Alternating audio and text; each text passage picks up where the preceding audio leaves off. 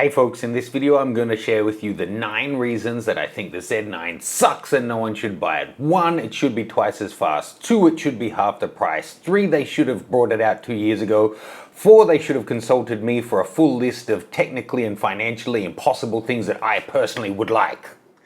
No, not really. It's not going to be that kind of a video. But of course, no camera is perfect. And I think it's important to separate out the fact that I am a user, that I have pre-ordered one of these, that I'm excited about it, and that I am a reviewer and I'm trying to provide you guys with honest and accurate information. And only the most annoying fanboy only will acknowledge the strengths and not the weaknesses. So there are some things that are imperfect and I want to discuss them with you. Now there's basically around about 5 that I think are really fair criticisms. There's a few that are just adjustments if you're coming from DSLR that I've already made going to Z7, but for other people it may be a big adjustment if you're coming from a D5, D6 or a D850, that kind of thing, as well as something that I think would be great to see from all manufacturers moving forward. So now before I jump in, I should note that this is a pre-production camera that I've been testing for about 10 days. It's running firmware version 1.0, so everything I'm mentioning here can only get better. But Nikon had no limitations on what I'm able to discuss. That's something rare. Often when it's pre-production, they don't want you to test this or that or share this or that. So let's jump into it. Now, the first thing is, I love that it has so many programmable buttons on there. It's the kind of thing that if you don't use them, it's no problem that they're there. If you do use them, then you can really customize this away to your heart's content. However, the function button that a lot of people, I guess, will assign to be exposure compensation in the vertical grip position, I don't like the button. It sits completely flush, and personally I found myself a couple of times not sure where it was when I'm feeling around and having to look away and make sure I'm finding the right spot. Once you know it's just to the right of the ISO, it's easy enough to push down. But even once you know it's there, locating it just using your fingertip is really quite difficult. So I would have liked to have seen that be a little bit more raised up. That's the level of nitpicking we're doing in this video, yes. The second thing is on the screen. Now I can honestly say in several of the shoots I've had since I've been testing this, I have made use of this. I was shooting from a car where I couldn't see what I was shooting exactly, so I needed to kind of look side on from over here to be able to see what was going on from the backseat of a convertible, shooting a car that was following us, shooting down low with pets on the ground so I didn't have to be kneeling on the ground. It's really handy and I like it. But yes, if you had it out and then that caught on your pocket or on a fence post, potentially you could rip it off. It seems well built, but I know myself, it's possible.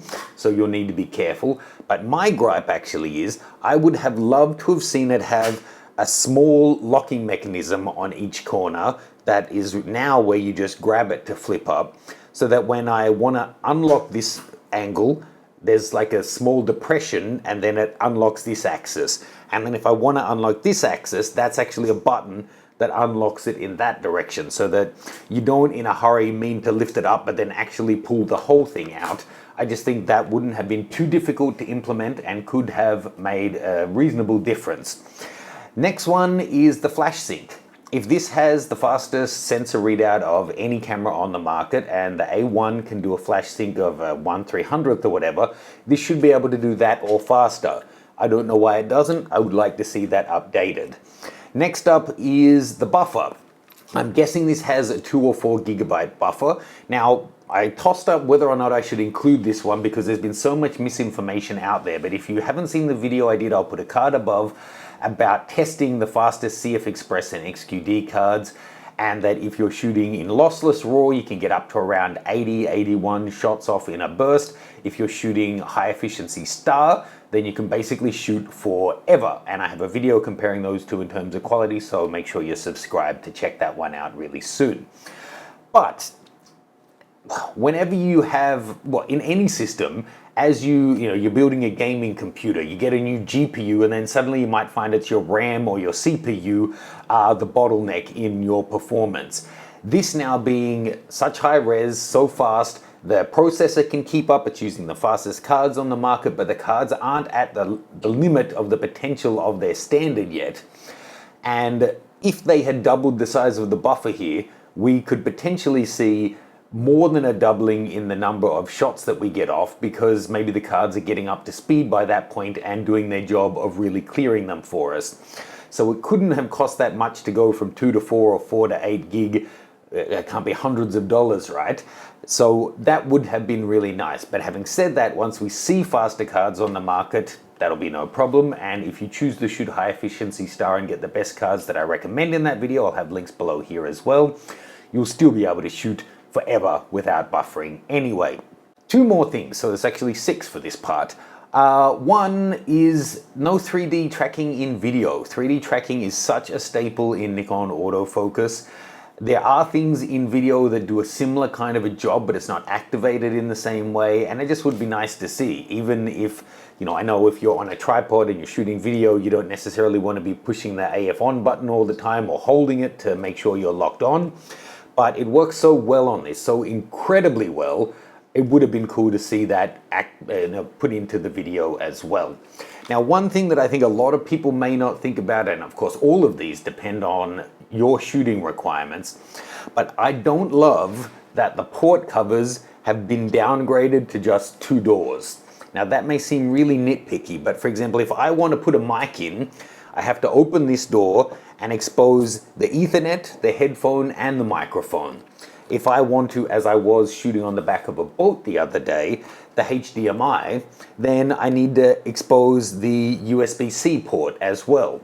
Now that may seem nitpicky to draw on that, but the D6 has 4 doors there. The D5 had 4 doors there, and the Sony a7S III with its tiny little body also has 4 doors, so you can open just one for the headphone or for the microphone port. I do think that's a fair criticism and something that I think could have really been kept. Look, and one more thing that I would like to see from Nikon that isn't specifically about the Z9, but is about Nikon users in general and the whole mirrorless Z system. Come on, Nikon, make an adapter that supports older D lenses.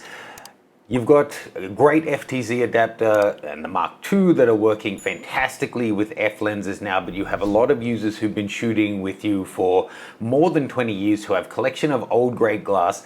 If it's more than a technical consideration, and I don't know, I'm sure some of those lenses, well, probably most of them can't do justice to what the camera is capable of, but if it's going to give them some extended life, don't think of it as foregoing lens sales from the Z range. Think of it as keeping loyal customers who may otherwise move to a completely different brand. Even Sony, when they went from the SLT, had the LAEA4 adapter. It wasn't great, but it did offer a stepping stone for those people to at least come in, try it, get a taste of the future, and then a lot of them, I think, ended up going on and buying E-mount lenses anyway. So if the Z9 is as successful as it looks like it's going to be, put some of that money into R&D to make a new adapter. Now, things that are just going to be an adjustment. One, and it's again kind of nitpicking, but shooting them side by side, knowing that you're racking up 20, 30, 120 frames per second on this is awesome. But the fact that this is the feedback you're getting,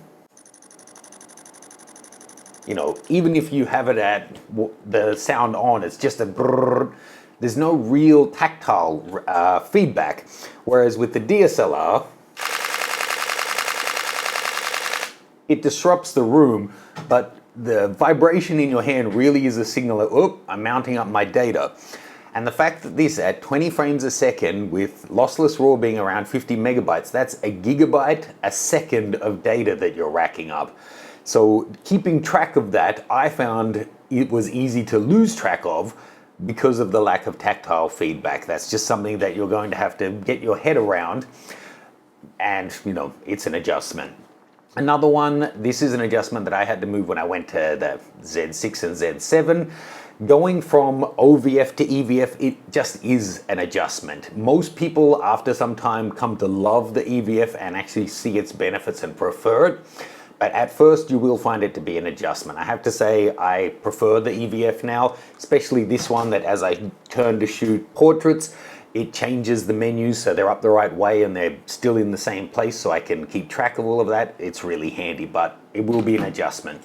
And another one, it's great to see locking card cover doors back, something that's been missing from too many high-end Nikons of late. And this is kind of nitpicking because it's just probably not technically feasible with the amount of crap jammed into this body, but I still prefer the locking mechanism on the D5 and the D6 with the little door that opens, then the button. Noting though that on these the cards go in this way, on the Z9 they go in that way. It's probably just something that needs to be an adjustment, but I do feel that this mechanism is just built for your thumb.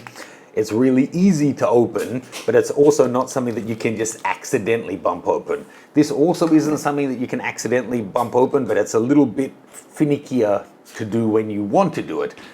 Again, just something that's going to be a bit of an adjustment, I guess. And the final one, and this is something that you might have seen floating around lately, there's been a call from photographers to ask all camera manufacturers to build in anti-theft technologies to their cameras. And I tossed it up. I'm not someone who normally shares petitions, but I do think that having that technology in there can only be a good thing. For years, an iPhone, if someone stole it and didn't know my password, is useless. They just cannot get in. Unless they have like the latest, spy hacking software that even governments don't have access to. And if I have Find My Phone turned on, I can disable it remotely or track it. Having something like that built into phones wouldn't need to be cumbersome. In the same way as custom buttons. If you don't want to use it, just turn it off. But if you do, these have GPS and Wi-Fi. You could have it be that just when you put in a fresh battery, it requires your 6-digit PIN. Or it's a thumbprint, or it's a whatever to unlock it. Or you could have it be every time you turn it on, or just when you first thing in the morning of each day, shooting whatever it is that you want. A minimum amount that means stealing this, there's a good chance that you won't be able to sell it because of the theft technology means that you won't be able to sell it on, is only a good thing for photographers and their safety out there. So that's not a shot at Nikon or the Z9, but this is a great opportunity to ask all manufacturers to start putting that into their high-end bodies like we have on our $1,000 cell phones. That would be really nice to see. Now, I have several more videos coming out on this. I'll have links to the ones I've already made and any things that I've mentioned in this video in the description below. I have 2 courses on sale right now, Wedding Photography 101 and my pole dance shoot that's not suitable for work with Mel from one of the earlier videos, both in the description. I have the Z9 for another 48 hours. I have a studio shoot with Felicia coming up. I have some other sports I've already filmed but haven't released. Birds, surfing, wakeboarding, sports cars, puppies, dogs, all kinds of cats, all kinds of things. But if there's something in particular you'd like to see me test, then please let me know and I'll do my very best. Make sure you have liked, subscribed, shared, all of that good stuff. It really does help juice the algorithm and get more views, which helps us grow the channel. I appreciate it. Leave me any questions and I'll see you soon.